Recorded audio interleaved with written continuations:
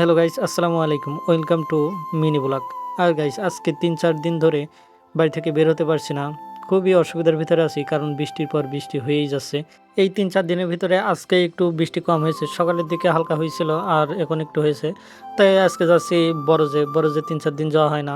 ভারী বৃষ্টি হলে পর নিচেই পড়ে যায়, আর আমি সেটাই দেখতে যাচ্ছি, কারণ আজ ৩-৪ দিন ধরে একটানা বৃষ্টি হয়েই যাচ্ছে। যেহেতু বাড়ি থেকে বরজ অল্প একটু, তাই আমি হাঁটতে হাঁটতেই যাচ্ছি। আর গ্রামে বসবাস করলে একটু হাঁটতে হয়, কারণ আমরা রাস্তাঘাট দিয়ে যখন যাই তখন আমরা বেশিরভাগ হেঁটেই যাই। আর আমি অলরেডি একা একাই চলে যাচ্ছি আজকে বরজে। আর আমি সব সময় একাই যাই, আমার সাথে কেউ নাই। আর যদি আপনারা যেতে চান তাহলে অবশ্যই চলে আসবেন। আর আমাদের বাসা হলো ঝিনাইদহ জেলা, কালীগঞ্জ থানা। গাইস, আমরা অলরেডি পৌঁছে গেছি আমাদের বরজে। এইটা হলো আমাদের বরজ। চলুন আমরা ভিতরে যাই এবং আমাদের বরজের ভিতরের দৃশ্যগুলো দেখি।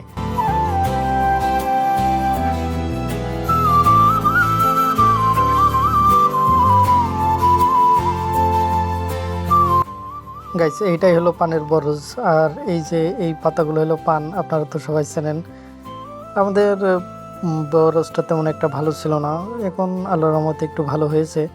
আজ কয়েকদিন খুবই চেষ্টা করছি, সারটার ওষুধ দেওয়া হচ্ছে, এই জন্য একটু ভালো দেখা যাচ্ছে। আর এর আগে একদমই খারাপ ছিল, এই জন্য আমি ভিডিও করি নাই। তবে এখন একটু ভালো হয়েছে, এই জন্য ভিডিও করছি।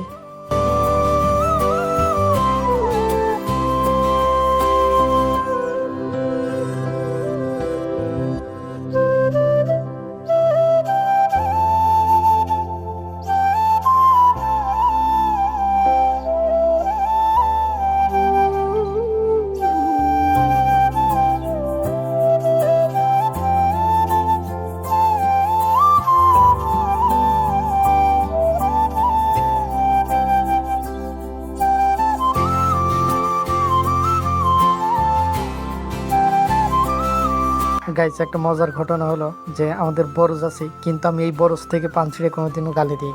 আমাদের বরজে যখন কাজ করতে আসে জন, তখন তারা বরজে কাজ করে এবং পান খায়, কিন্তু আমি কখনোই আমাদের বরজ থেকে ছিঁড়ে পান খাইনি। বিশেষ করে গাইছে আমি কোনো পানই খাই না। আর গাইছে একটা জিনিস দেখে খুবই খারাপ লাগলো যে পান পচে যাচ্ছে। আমি অনেকগুলো দেখলাম যে পান পচে যাচ্ছে, এর জন্য অবশ্যই আমার ওষুধ প্রয়োগ করার দরকার। এরপরে ভিডিওতে দেখাবো কিভাবে আমি ওষুধ প্রয়োগ করি। গাইজ, চলুন আর একটু আমাদের বরজটা ঘুরে ঘুরে দেখে আসি।